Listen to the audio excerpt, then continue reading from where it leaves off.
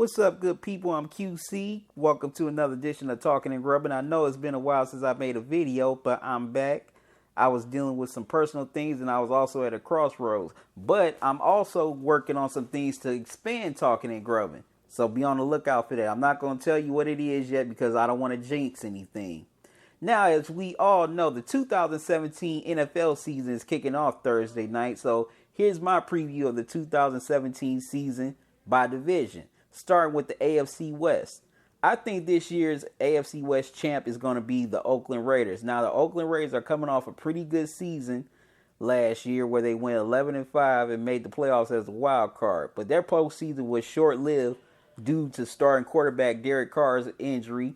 I think if Derek Carr would have been healthy, who knows how far they would have won in the playoffs. He also has a good complement of receivers in Amari Cooper as well as Michael Crabtree, and they added running back, a.k.a. Beast Mode, Marshawn Lynch, who's also an Oakland native, coming off a 2-year retirement hiatus.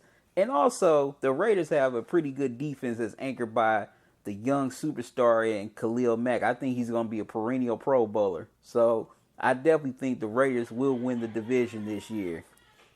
Next, you got the Kansas City Chiefs, who had a pretty good year last season as well. They ultimately lost to the Pittsburgh Steelers in the AFC Divisional Playoff game. Now, Alex Smith, he's a pretty good quarterback. I know he doesn't set the world on fire like Drew Brees, Tom Brady, and Aaron Rodgers, but he could definitely win some games for you and could lead your team to the playoffs and may even lead them to a deep run as he did in San Francisco when he led the 49ers to the NFC Championship game. He also has a pretty good tight end in Travis Kelce. I think he's a very underrated tight end who doesn't get his due. But their offense is going to be hindered a little bit by Spencer Ware being out for the rest of the season. Also, their strength is their defense, which is anchored by Dee Ford and Eric Berry. They're going to be one of the top defenses in the NFL again. But if the Chiefs really step it up and Alex Smith can lead them to some victories, I think they could challenge the Raiders for the division. Next, you got the Denver Broncos. Now, the Broncos, as we all know, are a pretty good defensive team, which is led by Von Miller, who was the Super Bowl MVP of Super Bowl 50 a couple of years ago. But their question is their offense. Who's going to be their quarterback? They just brought back Brock Osweiler after they let him go last year, let him go to where he signed with the Houston Texans, then got traded to the Cleveland Browns, where the Cleveland Browns just cut him recently, and they're paying him not to start for the Browns. And now he's back in Denver on a $750,000 salary.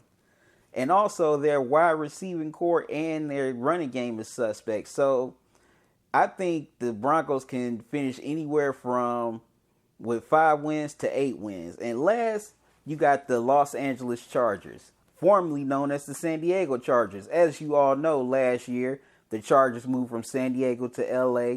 They still have a pretty good quarterback in Phillip Rivers, a pretty good tight end, Antonio Gates, despite the fact that he's entering the twilight of his career. But their running game is little left to be desired, as well as their wide receiving core.